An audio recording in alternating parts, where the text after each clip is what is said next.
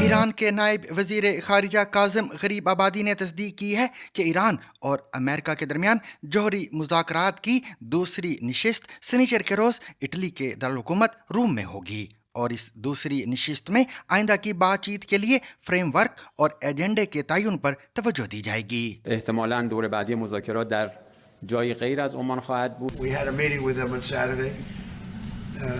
We have another meeting scheduled next Saturday. I said that's a long time.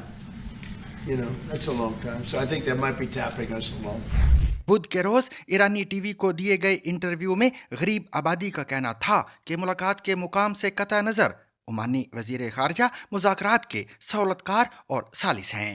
خیال رہے کہ اس حوالے سے پہلی نشست گزشتہ ہفتے سنیچر کے روز مسقط میں ہوئی تھی، جہاں ایرانی وفد کی قیادت وزیر خارجہ عباس اراغچی جبکہ امریکی وفد کی قیادت صدر ڈونلڈ ٹرمپ کے نمائندہ خصوصی برائے مشرق وسطیٰ اسٹیو وٹکوف نے کی تھی. پہلی میٹنگ کے بعد وائٹ ہاؤس سے جاری ایک بیان میں کہا گیا تھا کہ بات چیت مثبت اور تعمیری رہی.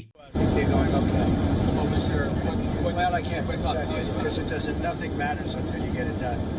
So I don't like talking about it. But it's going okay. The Iran situation is going pretty good. Are there other talks that are going well? I think.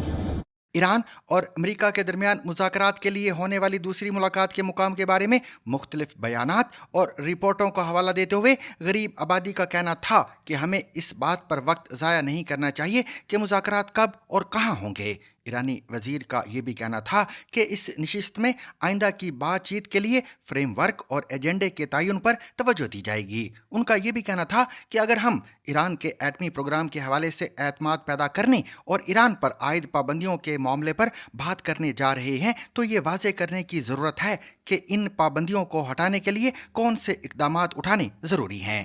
امریکی صدر ڈونلڈ ٹرمپ اور اسٹیو وٹکوف کے گزشتہ روز کے بیانات کا حوالہ دیتے ہوئے غریب آبادی کا کہنا تھا کہ ایران جوہری افزودگی کے معاملے کو مذاکرات میں سودے بازی کے طور پر استعمال نہیں کرے گا. بین الاقوامی ایٹمی توانائی ایجنسی کو ان مذاکرات میں شامل کرنے کے معاملے پر ان کا کہنا تھا کہ اس موقع پر IAEA کو مذاکرات میں شامل کرنا بہت جلد بازی ہوگی. ان کا کہنا تھا کہ اگر بات چیت آگے بڑھتی ہے تو ایجنسی کو لازمی طور پر مدعو کیا جائے گا.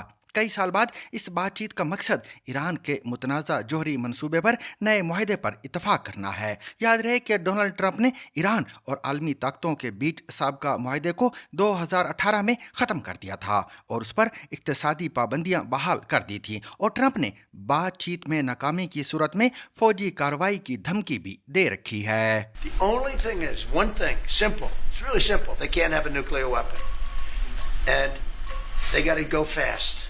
Because they're fairly close to having one, and they're not going to have one. And if we have to do something very harsh, we'll do it.